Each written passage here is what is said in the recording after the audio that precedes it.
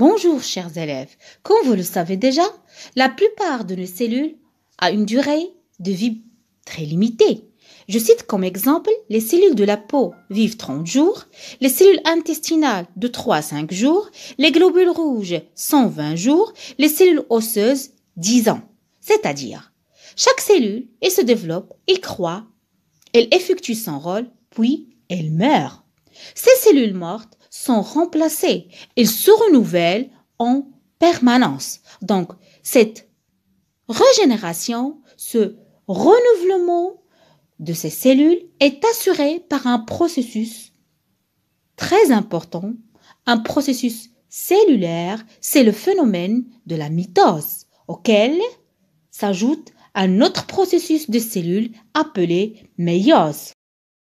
Comme on a déjà vu dans les dernières vidéos, à chaque instant dans notre corps, les cellules se divisent, les cellules se régénèrent, se renouvellent par un phénomène qui est très important, la mitose. C'est quoi la mitose?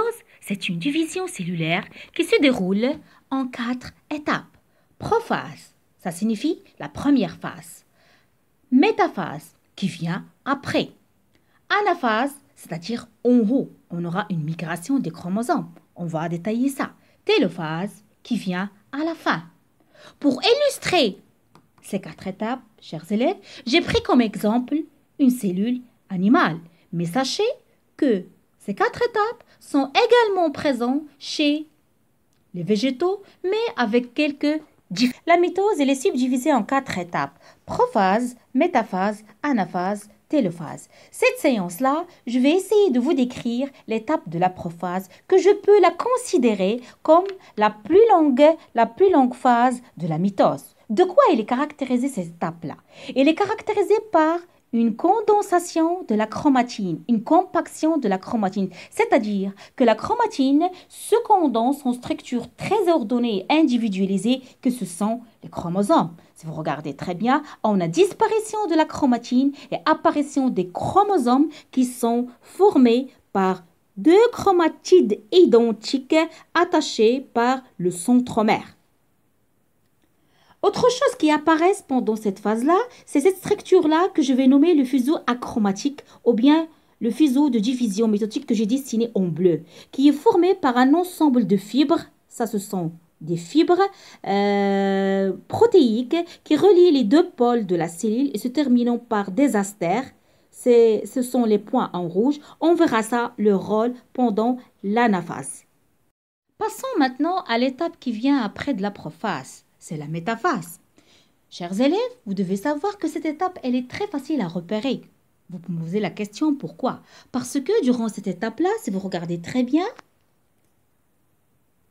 là, c'est le fuseau de division que j'ai dessiné en bleu avec ses microtubules, avec les 2 astères de part et d'autre des pôles. Qu'est-ce que vous regardez? Les chromosomes viennent s'aligner, viennent se positionner au milieu de la cellule, c'est-à-dire dans l'équateur, formant ce que j'appelle la plaque équatoriale. Ce ne sont pas des chromosomes, mais à vrai dire, ce sont les centromères. Autre chose qui se rajoute à cette étape-là, c'est que les chromosomes, ils vont subir une condensation maximale, d'où leur taille vont devenir très court. À cette étape-là, le comptage, le dénombrement des chromosomes sera très vite et possible.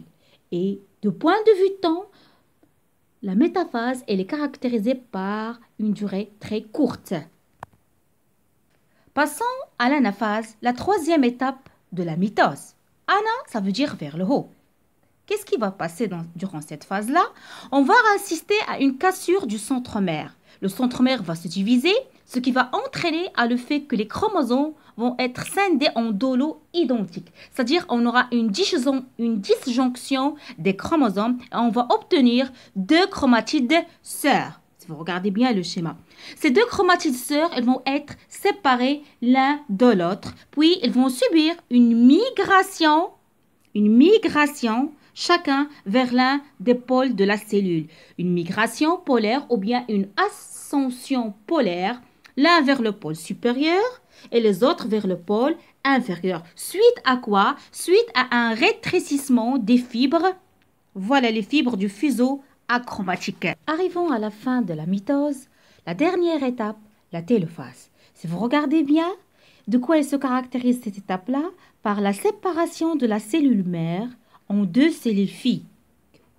Vous voyez bien, on a deux cellules filles qui sont identiques à la cellule mère, c'est-à-dire elles possèdent le même programme génétique.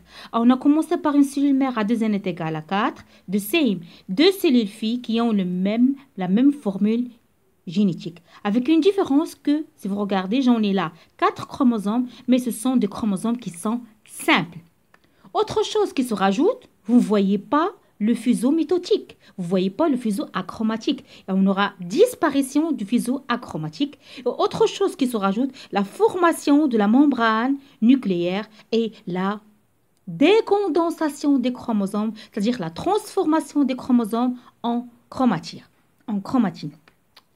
La chose que je vais vous expliquer, chers élèves, c'est que pour qu'il y aura cette séparation en deux cellules filles, on a ce que j'appelle un phénomène, une cytodiérèse. C'est-à-dire que le cytoplasme, il va se diviser, on aura un étranglement équatorial de l'extérieur à l'intérieur pour obtenir deux cellules filles identiques à la cellule